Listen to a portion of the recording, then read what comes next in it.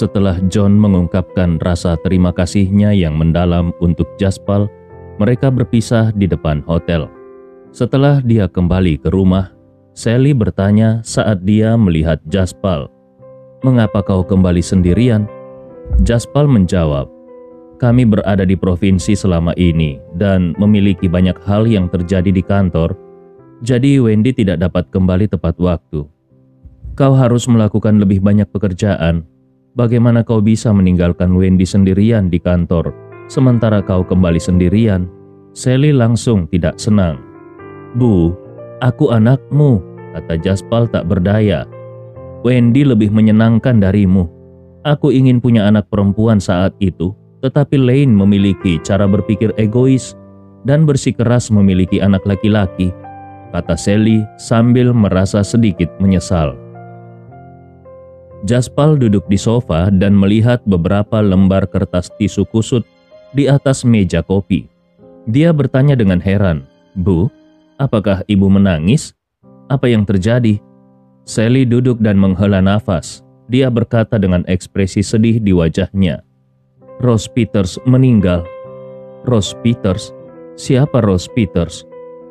Jaspal mengerutkan kening dan mencoba mencari secara mental informasi orang ini di antara keluarga dan teman-teman yang dekat dengan keluarganya. Sally menunjuk ke televisi dan menghela nafas. "Dia adalah orang yang luar biasa. Ayahmu dan aku menyukai sandiwaranya. Selain sandiwara Tuan Roberts, sandiwaranya adalah yang terbaik." Aktris terkenal Nyonya Rose Peters yang dicintai semua orang meninggal pagi hari ini karena kanker paru-paru. Suara sedih pembawa acara terdengar dari televisi. Meskipun itu adalah saluran siaran hiburan lokal, kematian Rose sebagai artis tetap disiarkan di televisi dan ini menunjukkan betapa besar pengaruh Rose di negara ini.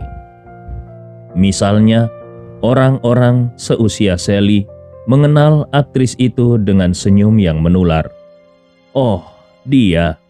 Jaspal tidak tahu harus tertawa atau menangis. Dia tidak mengerti.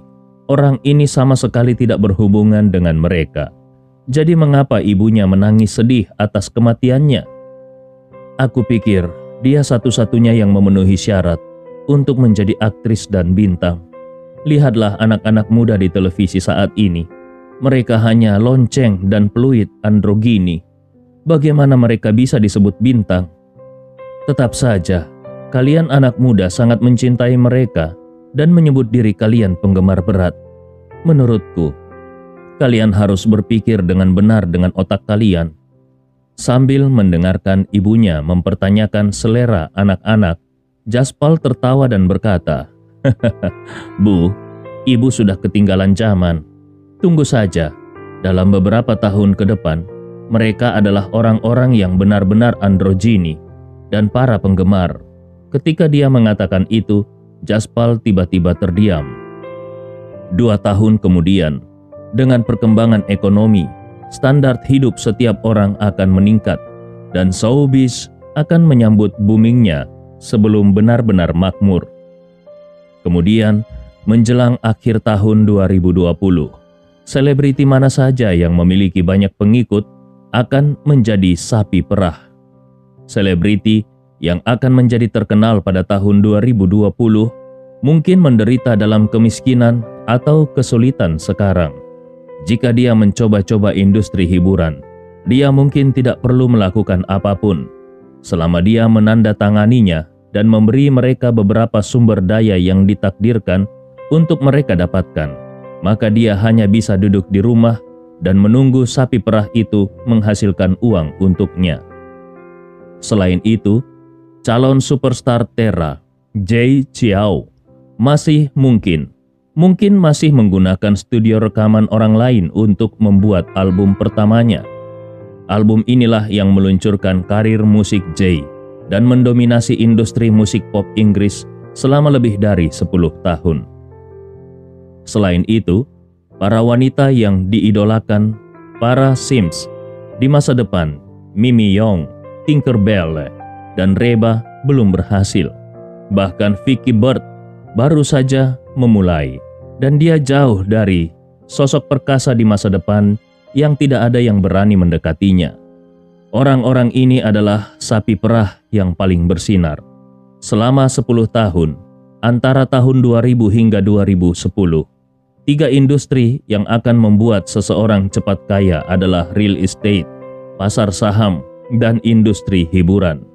Jaspal sudah memiliki rencananya untuk 2 yang pertama, jadi sekarang dia tidak bisa melewatkan industri hiburan. "Mengapa kau tenggelam dalam pikiran?" Suara Sally membangunkan Jaspal dari pikirannya. "Aku tiba-tiba teringat sesuatu, jadi aku melamun sebentar," jawab Jaspal tanpa berpikir. "Wendy sudah kembali, jadi aku akan memanaskan sup ayam untuk menghangatkan tubuhnya." Sally bangkit dan berkata saat mendengar suara mobil di luar. "Kenapa kau tidak memberitahuku ada sup ayam ketika aku kembali tadi?" Jaspal menggerutu. "Wanita lebih lemah dan kau selalu memintanya melakukan banyak hal. Jadi tentu saja dia akan membutuhkan ini untuk memulihkan kesehatannya. Kau masih muda, jadi mengapa kau membutuhkan sup ayam?" Sally berkata tanpa berbalik. Kemudian dia langsung berjalan ke dapur. Sementara mereka berbicara, Wendy membuka pintu untuk masuk. Dia bertanya kepada Jaspal dengan rasa ingin tahu. "Aku baru saja mendengar suara ibumu. Apa yang kau bicarakan?" Jaspal tersenyum dan berkata, "Kami berbicara tentang bagaimana membangun kerajaan hiburan. Apa kau tertarik menjadi aktris terbaik?" "Apakah kau berencana untuk terjun ke industri hiburan?" Wendy bertanya, karena dia cerdas dan bisa merasakan niat Jaspal. Sedangkan kalimat terakhirnya, Wendy tentu saja mengabaikannya. Dia sudah terbiasa dengan pria ini yang sesekali mengucapkan omong kosong. Jadi Wendy menganggapnya seolah-olah dia tidak mendengarnya. "Bisnis hiburan sangat potensial," kata Jaspal. Ketika dia melihat Wendy mencoba mengatakan sesuatu, tetapi menghentikan dirinya sendiri, dia bertanya, "Kau tidak setuju denganku?" Wendy duduk dan berkata, "Tidak, aku akan selalu mendukung keputusanmu. Namun, aku hanya khawatir kita terlalu banyak urusan yang harus diurus. Di satu sisi, JW Capital melakukan investasi, dan di sisi lain, kita juga melakukan real estate. Apakah akan sedikit berlebihan jika kita terjun ke industri hiburan juga?" Kekhawatiran Wendy masuk akal. Beberapa perusahaan yang berkembang dalam satu industri tidak akan dapat pulih setelah hambatan kecil ketika mereka menempuh apa yang disebut jalur diversifikasi. Contoh di negara lain adalah perusahaan minuman yang dianggap sebagai merek masyarakat. Mereka tidak fokus membuat minuman, tetapi malah mencoba-coba real estate dan suplemen. Pada akhirnya, kerugian mereka hampir membuat perusahaan tutup.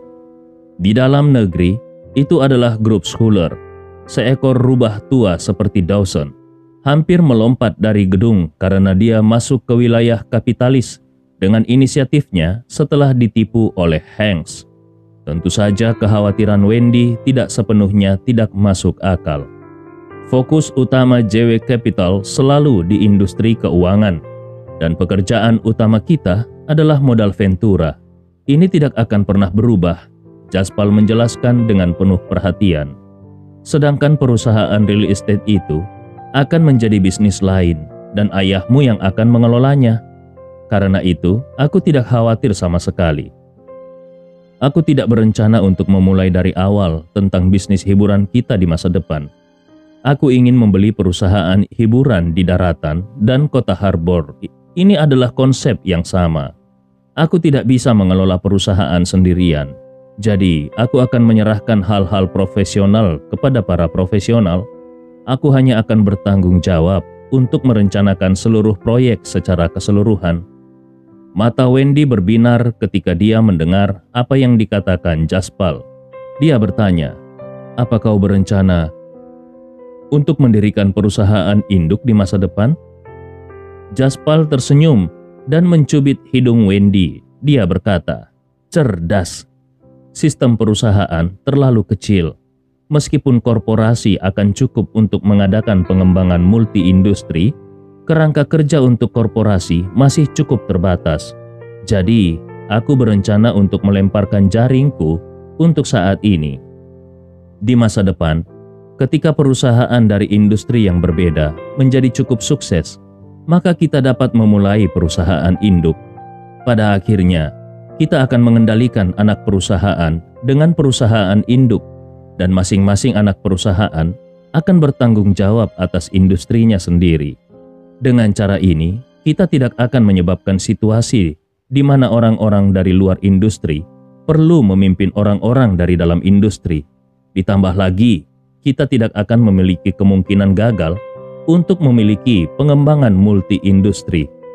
Setelah dia mengatakan ini, Jaspal menatap Wendy dan tersenyum lembut. Biarkan aku mengujimu, di mana kerangka kerja ini biasanya muncul. Wendy menekan kegembiraannya dan berkata, kelompok keuangan? Benar, kelompok keuangan. Jaspal mengangguk. Tujuanku tidak pernah untuk memperluas perusahaan atau korporasi manapun. Itu terlalu kecil. Satu-satunya cara adalah membuat grup keuangan sejati dan menggunakannya untuk memiliki sejumlah saham pengendali di kantor pusat berbagai industri. Itulah perkembangan sebenarnya dari ekonomi oligarki. Jaspal bukanlah orang pertama yang membuat kerangka kerja ini. Misalnya grup keuangan Simsing, grup keuangan Triton, dan banyak grup keuangan lainnya di barat. Semuanya berkembang dengan cara ini. Bahkan, perusahaan terkuat pun akan memiliki batasnya. Misalnya, Wearsoft dan Honeydew adalah perusahaan terbesar di dunia. Tetapi Wearsoft pandai mengembangkan sistem operasi, sementara Honeydew pandai mengembangkan barang elektronik. Satu industri tidak dapat memuaskan selera Jaspal.